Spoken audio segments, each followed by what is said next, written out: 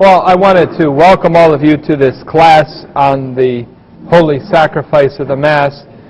This is the third class, but we haven't even really started to go through the Holy Mass yet, so today I'm going to begin there. And the very first prayer, the very first thing we do at Mass is we bless ourselves. The asparagus that you have at the beginning of every High Mass, or on Sundays anyway, the beginning of Sunday High Mass, is a blessing for the congregation.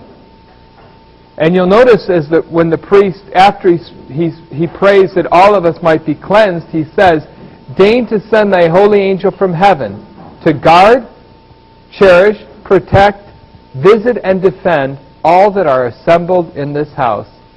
You're begging the holy angels to surround you and help you to assist worthily at the holy sacrifice of the Mass. The blessing, you'll notice, when we start Mass, we always start with the sign of the cross. Whenever you enter church, you start by making the sign of the cross when you enter church with holy water. When the priest is going to give the asparagus, he does not take holy water at the beginning. When they come in, usually when you come in from the sacristy or from the back, the altar server hands the priest holy water and they bless themselves. But when there's an asparagus, he doesn't do that because he is going to have the blessing at the asparagus.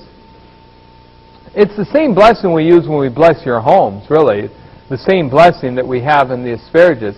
So it's a beautiful verse from Psalm 50, and it's a prayer for cleansing. It's a blessing on the congregation. Now, the Holy Mass begins after we bless ourselves with the sign of the cross. The Holy Mass begins with Psalm 42, the Judica Me. And I know that this prayer, we say it every Mass, and it's so familiar to us, but I wonder if you really realize how beautiful it is and everything that it signifies. This psalm is a psalm of sorrow, a psalm of joy, but a psalm of joy from a heavy heart. It is a psalm of one who is in exile, away from the holy sacrifices that he so longs for. You'll notice that the way the prayer goes is, "Judge me, O God, and distinguish my cause from the nation that is not holy. Deliver me from the unjust and deceitful man."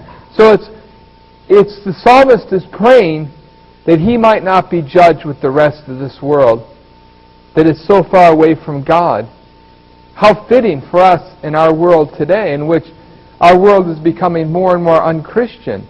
We're praying that God not judge us with the rest of the world. Distinguish my cause from the nation that is not holy.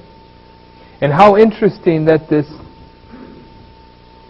psalm was removed from the Mass in about 1966.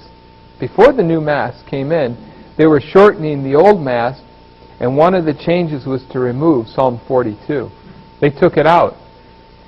And it's very significant to me because it was at a time when the church was going along with the modern world.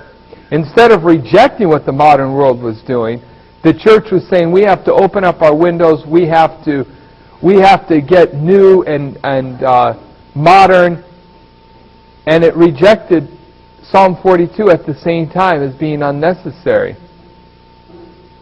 Well, if you read the psalm carefully, you'll see that it is a psalm probably of the Jews when they were in exile in Babylon, and how they were praying again to be able to return to the altars of their forefathers.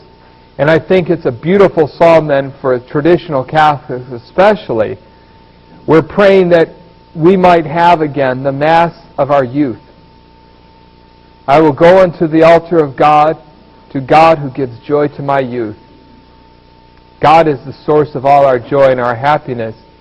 And I think then you'll see in this psalm it takes on a greater meaning when you take into mind what has happened in the church since 1963, 64, when the changes of the old Mass started taking place. We started missing out on these things. Archbishop Lefebvre said in 1964, he said, I had to go back and start using the rubrics of 1962 because already by 1964 he saw that the changes they were putting into the Mass were affecting his faith.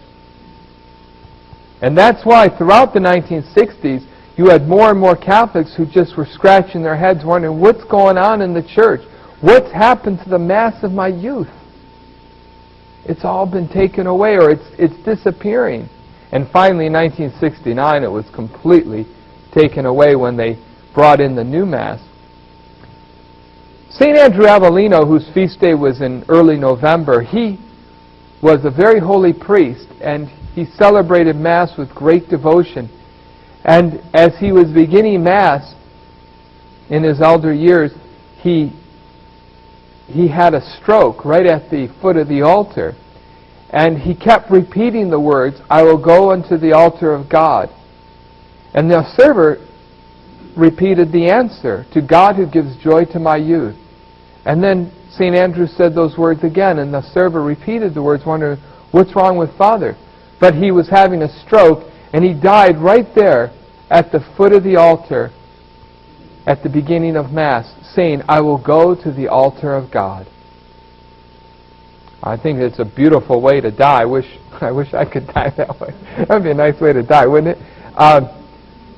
To die celebrating the Holy Mass.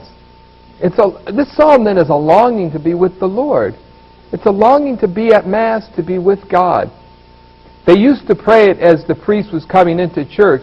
They would sing this psalm or pray it as they are processing in, which, would be fine if that's all the Novus Ordo Church had done, but they completely removed it from the Mass, so it's a very sad loss. At the end of this psalm, the priest says the beautiful words, again from the Psalms, "Adjutorium nostrum in nomine Domini." Our help is in the name of the Lord, who made heaven and earth. This is a beautiful prayer. I think this is a prayer that we all should say whenever we are in trouble or we need God's help. That is, we're reminded in this short verse that God can do all things. And even though what we're seeing before us is something very, very difficult, very hard to take care of, for God it's an easy thing. He can do it like that. And so we say, our help is in the name of the Lord, who made heaven and earth. God can do all things. He made heaven and earth. This problem I'm having is a little thing to Him. It's easy for Him to take care of.